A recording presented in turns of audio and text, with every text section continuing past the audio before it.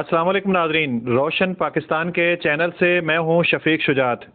ناظرین، آج ہمارے ساتھ موجود ہیں محترم رانا اعجاز حسین صاحب۔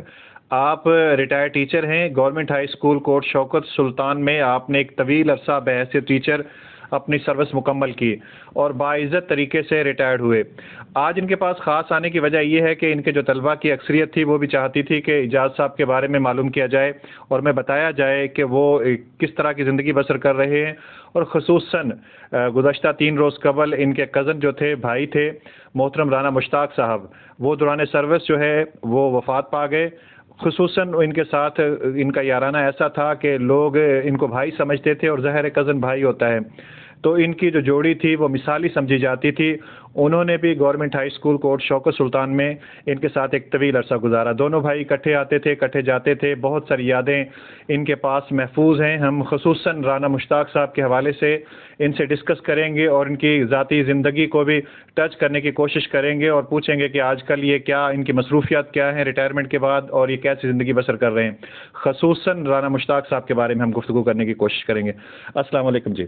وعلیکم السلام۔ اعجاز صاحب، کافی عرصے بعد ہماری ملاقات ہو رہی ہے، اور آج وہ لمحہ ہے کہ یقیناً آپ پہ ایک دکھ کی کیفیت ہوگی، اور آپ کے کزن، آپ کے بھائی جو ہیں رانا مشتاق صاحب، وہ رضا الہی سے اللہ تعالیٰ کے پاس چلے گئے۔ تو اس وقت آپ کے احساسات، فیلنگز کیا ہیں؟ بسم اللہ الرحمن الرحیم۔ سب سے پہلے شفیع صاحب، میں آپ کا بہت مشکور ہوں۔ آج آپ جس سلسلے میں حاضر ہوئے ہیں، وہ لمحات، وہ باتیں، محمد مشتاق صاحب جو میرے ایک عزیز بھی تھے، ساتھی تھے، بہت زندگی کا ایک قیمتی حصہ ہم نے اکٹھے گزارا، ان کی باتیں شیئر کرنے کے لیے، یادیں تازہ کرنے کے لیے ہم اکٹھے ہوئے ہیں۔ وہ ایک عظیم انسان تھے، ان کو ہم کسی لمحے بھی بلا نہیں سکتے، اور ان کو اگر ہم بلانا بھی چاہیں تو نہیں بول سکتے۔ بہت عظیم انسان تھے، جتنی بھی ان کی تعریف کی جائے وہ کم ہے۔ اعجاز صاحب آپ سے چھوٹے تھے، آپ کو یقین آ رہا ہے کہ وہ اس دنیا میں موجود نہیں ہیں؟ شفیق صاحب، میں پہلے دن جب، بلکہ دوسرے دن میں ان کی قبر پر حاضر ہوا، پہلے دن اتنی یعنی کہ تدفین کے بعد دوسرے دن میں جب حاضر ہوا تو مجھے یقین ہی نہیں آ رہا تھا۔ میں سوچ رہا تھا کہ کل تک تو ہم اکٹھے تھے، باتیں کر رہے تھے، ایک دوسرے کی خیریت دریافت کر رہے تھے، ہر موضوع پر گفتگو کر رہے تھے۔ آج وہ ہم سے دور چلے گئے ہیں، منو مٹی کے نیچے چلے گئے ہیں، اور آنکھیں اور دل تسلیم نہیں کر رہا تھا، لیکن قدرت کے فیصلے ہیں، انہیں ماننا پڑتا ہے، تسلیم کرنا پڑتا ہے، کیونکہ جو اللہ تعالیٰ کو منظور ہوتا ہے وہی ہوتا ہے، انسان صبر کے سوا کچھ کر نہیں سکتا۔ اعجاز صاحب، آپ کو یاد ہوگا جس دن آپ ریٹائر ہوئے تھے اسکول سے، آپ کا ایک تقریب جو ہے اس کا اہتمام کیا گیا تھا، تو رانا مشتاق صاحب خطاب کرتے ہوئے رو پڑے تھے، اور وہ اپنے آپ کو یوں محسوس کر رہے تھے جیسے وہ ٹوٹ گئے ہیں۔ تو ظاہر ہے اب تو وہ اس وقت آپ نے ان کا ساتھ صرف اسکول کے حد تک چھوڑا تھا، آج وہ جب کہ آپ کو چھوڑ گئے ہیں تو آپ بھی یقیناً آدھے ٹوٹ گئے ہوں گے۔ شفیع صاحب، بالکل ایسی بات ہے۔ مجھے یاد ہے وہ جب انہوں نے خطاب کیا تھا، میرے بارے گفتگو کی تھی میری ریٹائرمنٹ کے موقع پر، تو وہ اپنے جذبات پر بڑی مشکل سے قابو رکھ پائے تھے۔ ایسے لگتا تھا کہ جیسے آنسو ان کی آنکھوں کے اندر انہوں نے بڑی مشکل سے روکے تھے۔ جی مجھے پتہ ہے، یہی کیفیت تھی ان کی۔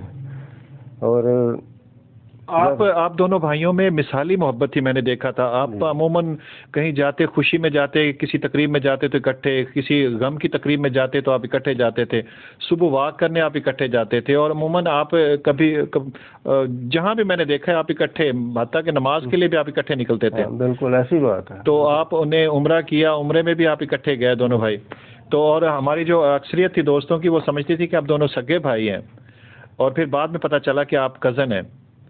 تو بالکل ایسی بات ہے، بالکل ایسی بات ہے، آپ جیسے آپ فرما رہے ہیں نا، بالکل ایسی بات ہے۔ اکثر لوگوں کو، اگر دوستوں کو بعد میں پتہ چلا کہ آپ کزن ہیں ایک دوسرے کے، اور اصل میں بات ایسی تھی کہ ہمارا اتفاق ایسا تھا، پیار محبت ایسا تھا کہ ہم نے حقیقی بھائیوں سے بڑھ کر یعنی کہ وقت گزارا ایک دوسرے کے ساتھ۔ ہم ہر قسم کا دکھ سکھ جو ہے وہ شیئر کرتے تھے، ایک دوسرے سے رہنمائی حاصل کرتے تھے، وہ میں عمر میں ان سے بڑا تھا، لیکن یعنی کہ صورتحال یہ تھی کہ میں زیادہ ان سے مشاورت کیا کرتا تھا. صحیح. ہاں جی.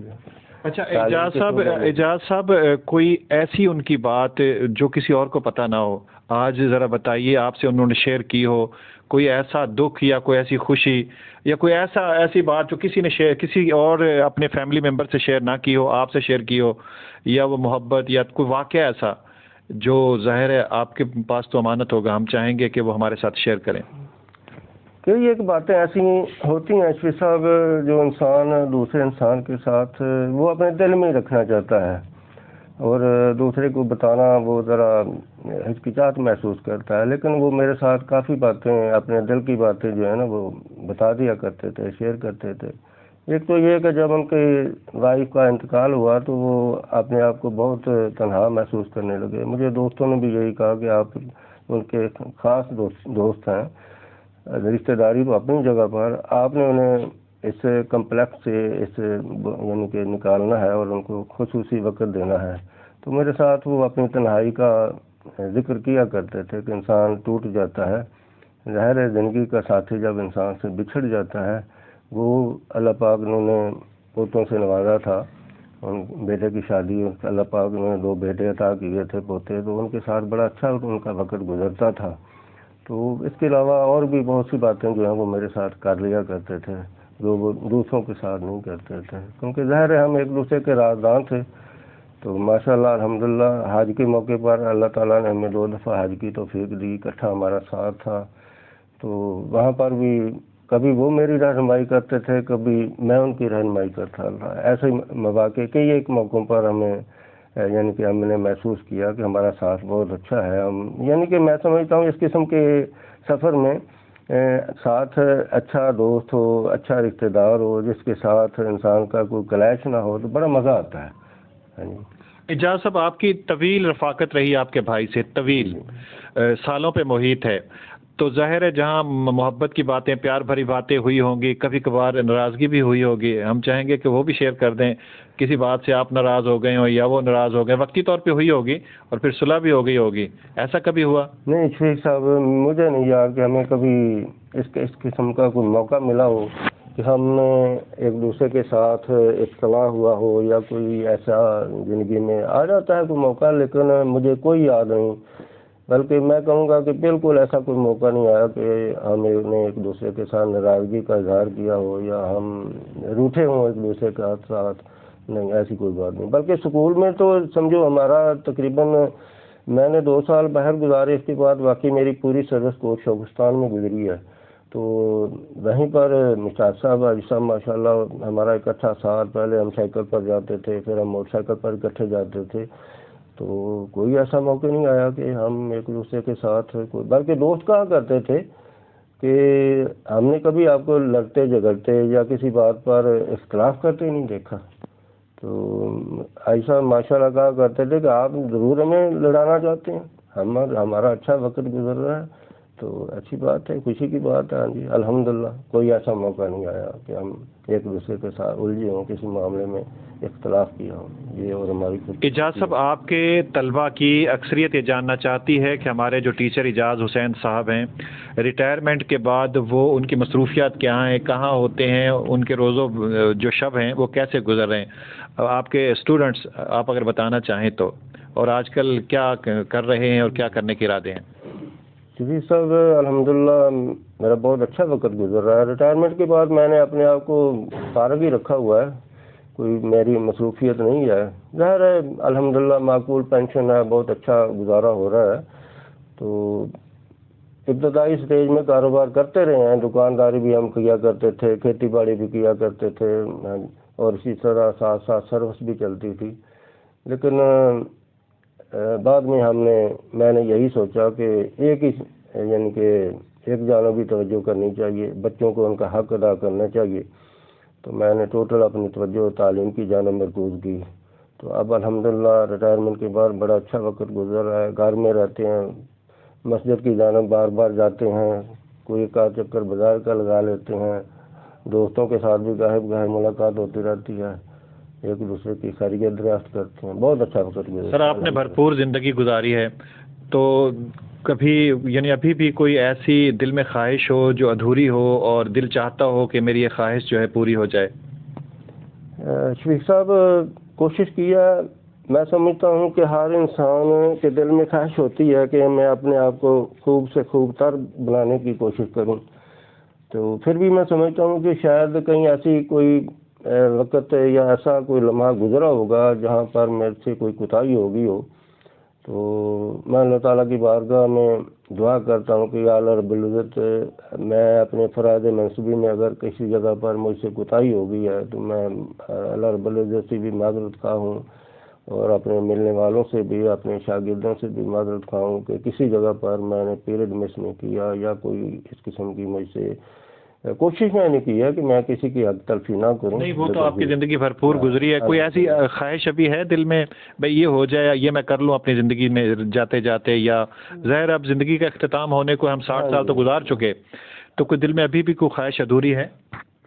شفیق صاحب، یہی خواہش ہے کہ اب باقی زندگی جو ہے وہ اللہ اور اس کے رسول کے حکم کے مطابق گزر جائے۔ انشاءاللہ عمرے کا پروگرام بنایا ہوا ہے، اور اللہ تعالیٰ کو منظور ہوا تو انشاءاللہ جلد اس سفر پر روانہ ہوں گے۔ کاش آج مشتاق صاحب ہوتے تو شاید وہ بھی ہمارے ساتھ ہوتے، اکٹھا پروگرام بناتے جیسے پہلے ہم اکٹھے گئے تھے، تو اللہ تعالیٰ کو ایسے ہی منظور تھا۔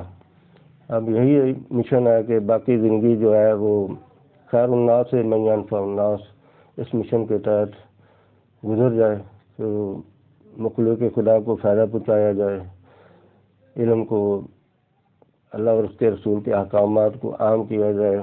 صحیح۔ اچھا، میں چاہوں گا کہ آخر میں آپ ناظرین کے نام، اپنے اسٹوڈنٹس کے نام یا اپنے دوستوں کے نام، اپنے عزیزوں کے نام کوئی پیغام دینا چاہیں گے؟ میرا پیغام یہی ہے، اپنے دوستوں کے نام بھی، اپنے شاگردوں کے نام بھی، بچوں کے نام، کہ اللہ تعالیٰ نے انسان کو اس طرح قرآن پاک میں آیا ہے کہ وما خلقت الجن والانس الا لیعبدون، کہ اللہ تعالیٰ نے انسان اور جن کو اپنی عبادت کے لیے پیدا کیا ہے۔